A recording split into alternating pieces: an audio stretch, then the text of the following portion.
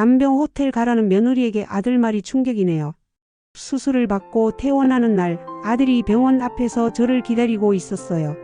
엄마, 우리 집에서 며칠 지내요. 병원도 가깝고 제가 출근 전엔 못 돌보니까요. 그 말이 참 든든하고 고마웠죠. 그런데 아들 집에 있으려니 자꾸 며느리 눈치가 보이기 시작했어요. 아침에 며느리가 커피를 타 마시길래 조심스럽게 말했어요. 나도 한 잔 마셔도 될까? 그랬더니 저 지금 애도 봐야 되고 커피까지 타 드려야 돼요? 가슴이 철렁 내려앉더라고요. 그냥 손살에 치고 물을 마셨어요. 오후엔 손주가 유치원에서 돌아왔고 며느리는 토스트를 노릇노릇 굽고 있었어요. 버터 냄새에 저도 모르게 말했죠. 나도 하나 구워주렴? 며느리는 손을 털며 말했습니다. 아, 어머니. 저 지금 애기 학원 데려다 줘야 해서 시간 빠듯하거든요. 다녀올게요. 그러곤 정말 나가버렸어요. 냉장고를 열어봤지만 먹을 것도 마실 것도 없었어요. 저는 빈속을 안고 조용한 집안에서 아들이 올 때까지 혼자 앉아 있었습니다. 저녁에 되어 손주가 제가 있는 방 앞에서 말했습니다. 할머니 방이에요. 아가, 여긴 할머니 방 아니야. 할머니는 잠깐 있다가 가실 거야. 할머니 여기서 살면 안 돼요? 나 할머니 좋은데. 순간 며느리가 정색하며 말했어요. 그런 말 함부로 하면 혼나요? 여긴 우리 집이지.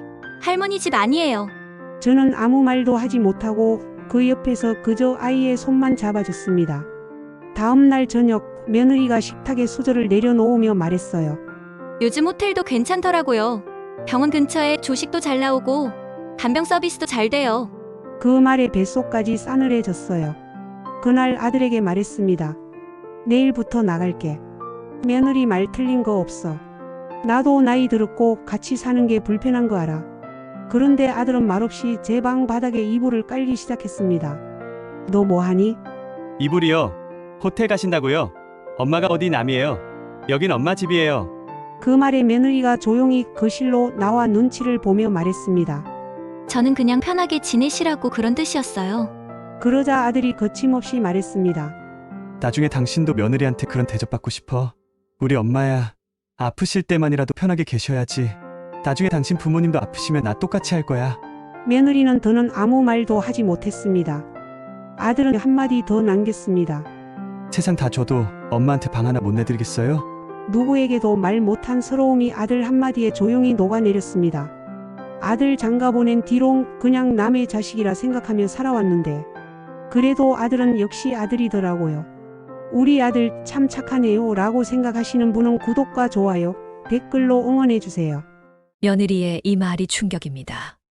엄마, 재산 저희 다 주시면 안 돼요? 아들의 첫마디에 제 귀를 의심했습니다. 재산을 다 달라니 무슨 소리야. 법정 상속분 말고 엄마 몫까지 저희 다 주세요. 아버지를 떠나보낸 그 자리에서 아들이 내뱉은 첫마디가 상속 이야기라니 순간 피가 거꾸로 솟는 듯 했습니다. 3개월 전 남편은 시한부 판정을 받았고 재산을 정리할 겨를도 없이 떠났습니다. 장례식장에서 고모가 슬쩍 한마디 꺼냅니다. 재산은 어떻게 정리할 거예요? 모두가 제 대답만 기다리는 듯 눈빛이 쏠렸습니다. 재산은 5억, 전부 남편 명의였습니다. 3억 빌라 한 채, 월세 90만 원 나오는 2억 상가. 제 노후를 보내기엔 빠듯한 금액이지요. 차마 아들들과 나누겠다는 말이 입에서 선뜻 나오지 않았습니다. 모두가 다 돌아간 텅 빈 장례식장. 큰아들이 조심스레 말합니다. 어머니, 저희 법정 상속분 나눌 거죠? 그때 옆에 있던 둘째가 불쑥 끼어들었습니다. 엄마, 그냥 이번에 다 주세요. 뭐, 빌라랑 상가 지금 넘기시면 되잖아요. 우선은 내가 상속을 다 받고 세상을 떠난 뒤에 빌라랑 상가를 나누면 안 되겠니? 엄마, 재산 필요 없잖아요. 요즘 나라에서 다 챙겨줘요. 아빠 국민연금도 몇십씩 나오잖아요. 집에 돈 묶어두는 건 바보짓이에요. 그냥 이번에 다 주세요. 발인 후 집에 돌아와서 며칠 동안 밤잠을 설쳤습니다. 돈보다 집안이 편한 게 우선이겠지. 그래, 법정 상속분만큼은 주자 하고 마음을 정했습니다. 주말 오후 며느리와 손주가 함께 찾아왔습니다. 환하게 웃는 손주를 안아 올리며 저는 며칠 전부터 고민하던 말을 꺼냈습니다. 얘들아, 내가 법정 상속분만큼은 주려고 한다. 순간 며느리의 눈이 휘둥그레졌습니다. 어머님, 지금 그게 무슨 말씀이에요? 역시 다 처분하라는 건가 싶었습니다. 그런데 며느리 입에서 나온 말은 전혀 달랐습니다. 재산 주시면 어머님은 어떻게 사시려고요? 따로 모아놓으신 돈 있으세요? 아니, 없다. 그런데 왜 주세요? 당신은 가만히 있어. 엄마가 재산이 뭐가 필요해. 정부에서 생활비 다 줘. 며느리가 황당하다는 듯 웃으며 말했습니다. 정신 똑바로 차려요. 용돈을 드리지는 못할 망정. 아들이 돼서 어머니를 내쫓겠다고요? 아버지 재산은 어머님 돈이기도 해요. 저에게도 한 소리 하더군요. 어머니, 안 되는 건 딱 잘라서 거절하셔야죠. 언제까지 아들들 눈치만 보실 거예요? 그날 이후 아들들 입에서 재산 얘기는 감쪽같이 사라졌습니다. 며느리가 그날 아주 무섭게 선을 그었거든요. 남들은 며느리를 딸처럼 여긴다지만 저는 한 번도 그렇게 생각한 적이 없었어요. 그런데 요즘 제 아들보다 더 내 편처럼 느껴지는 건 왜일까요? 저희 며느리 착하다 생각하신 분은 구독, 좋아요, 댓글로 칭찬해주세요. 며느리 말 한마디에 회사를 내놨습니다. 할아버지, 게임 아이템 사주세요. 3만 원만요. 저는 순간 귀를 의심했습니다. 휴대폰 게임에 돈을 쓰다니요. 돈은 함부로 쓰는 게 아니란다. 왜요? 아이템 사야지 친구한테 자랑하죠. 엄마가 돈은 아빠 회사에서 알아서 나온대요. 그 말을 듣는 순간 어딘가 가슴이 서늘해졌습니다. 그런 얘기 내가 아이한테 한 거 맞니? 며느리는 피식 웃더니 아무렇지도 않게 말하더군요. 아버님, 요즘 애들은 다 그래요. 게임 아이템도 사야 친구들이랑 어울릴 수 있다고요. 그 정도는 당연한 소비 아닌가요? 그 말이 계속 마음에 걸렸습니다. 하지만 그날은 꾹 참고 그냥 넘겼습니다. 며칠 뒤 아침부터 시장에 다녀왔습니다. 손자가 좋아하는 반찬들만 골라 한 상 가득 정성껏 차렸죠. 많이 먹어라. 하지만 손자는 몇 숟갈만 깨작깨작 뜨더니 금세 숟가락을 내려놓았습니다. 배 안 고파요? 그만 먹을래요? 살짝 서운했지만 뭐 그럴 수도 있지 생각하려던 찰나 휴대폰을 들고 말했습니다. 할아버지 마카롱이랑 케이크 배달시켜주세요. 저는 놀라 물었습니다. 금방 밥 먹었잖니? 그러자 해맑게 웃으며 말하더군요. 엄마는 맨날 시켜줘요. 깊은 한숨이 절로 나왔습니다.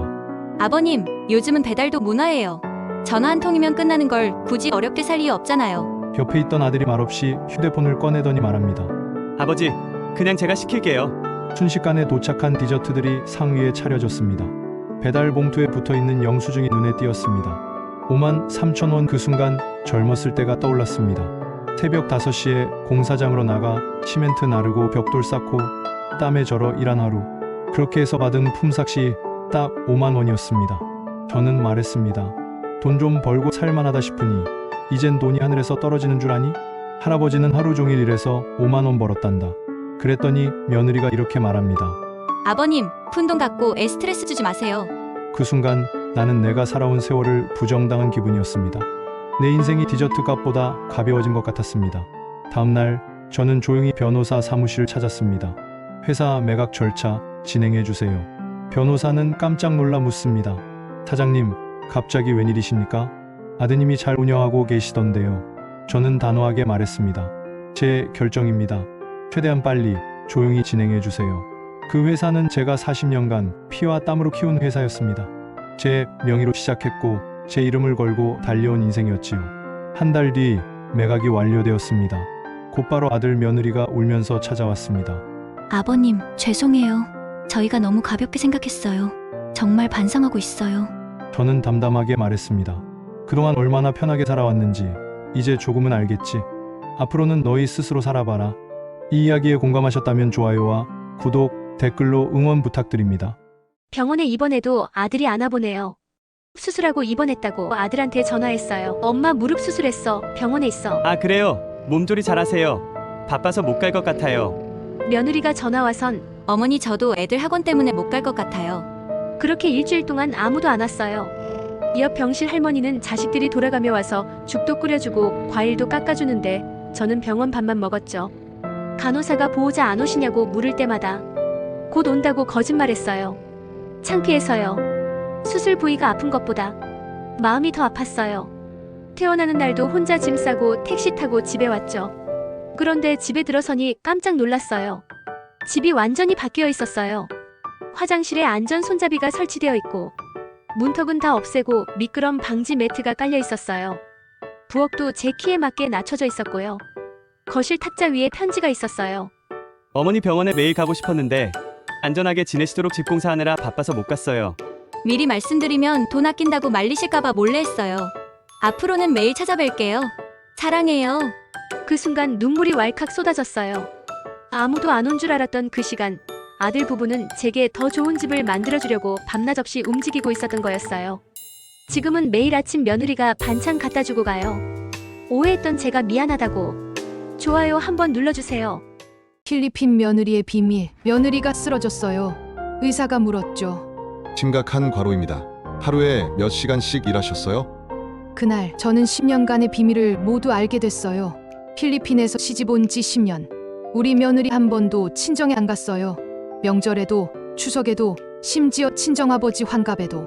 며느라 아버지 환갑인데 가야지? 괜찮아요, 어머니. 돈 붙여드려서 안 가도 돼요. 뭔가 이상했어요.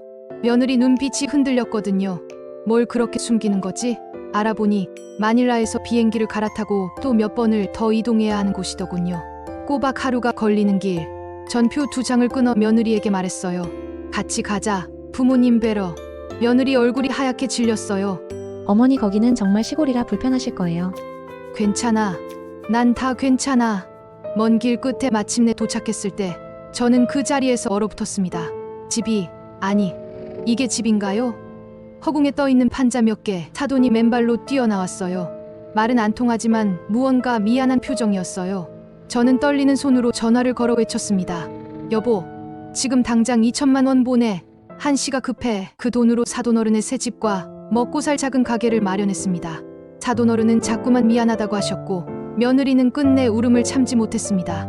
어머니 우리 가족이 부동산 계약하는 건 처음이에요. 그 한마디에 저도 괜히 가슴이 벅차오르고 눈시울이 뜨거워졌습니다. 한국 돌아와서 며느리가 무릎을 꿇었어요. 어머니 부끄러워서 10년 동안 제 친정 얘기를 숨겼어요. 저는 며느리를 꼭 안아주며 말했습니다. 괜찮다. 아가야, 숨기지 않아도 된다. 넌 이미 내 딸이다. 그런데 그날 이후 며느리가 새벽만 되면 자취를 감췄습니다. 하루 종일 보이지 않고 한 달째 밖에서 무슨 일을 하는 건지 알 수가 없었죠. 저는 결국 호기심을 참지 못하고 새벽 4시에 며느리를 따라 나섰습니다. 안개 낀 골목을 빠져나와 낯선 산업단지에 들어섰죠. 그 안에서 며느리는 하얀 앞치마와 장갑을 끼고 눈, 코, 뜰 새 없이 손을 움직이고 있었습니다. 숨소리는 거칠었고 땀은 턱 끝에서 흘러내렸습니다. 그런데 갑자기 며느리의 동작이 느려지더니 몸이 비틀거렸습니다. 야, 괜찮아. 누군가 부르기도 전에 그녀는 그대로 바닥에 쓰러졌습니다.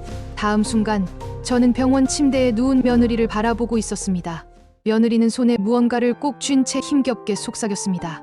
어머니 저 1등 했어요. 전국 오리 손질왕. 하루 16시간씩 한 달 동안 어머니가 주신 2천만 원 꼭 갚고 싶었어요. 미친 거니? 내 몸이 2천만 원보다 100배, 1000배 더 소중해. 넌 이미 우리 딸이야. 우리 딸이라고. 엄마. 그 순간 며느리가 처음으로 저를 엄마라고 불렀습니다. 10년 만에 첫 부름이었죠. 2천만 원을 갚겠다며 오리왕까지 된 우리 며느리, 대견하다면 구독, 좋아요, 댓글로 응원해주세요.